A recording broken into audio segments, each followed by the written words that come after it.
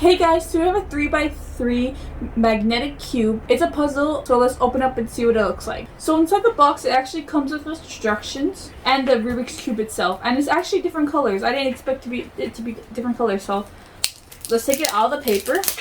The cube itself, it's a 3x3 to actually make a puzzle to get all the shapes the same size. So if you mix it around, then you have to find out how to put it back. So I can actually play with this for a long time, and it's actually very light for being magnetic, and you can hang it up on the wall. Let's say you have a fridge and a side fridge, you could just hang it there and it'll stick there for a long while. You can solve it yourself and have lots of fun for kids and adults as well. It's just a fun puzzle game. Alright, so when you can't put it back together, like I can't, it's very difficult for me.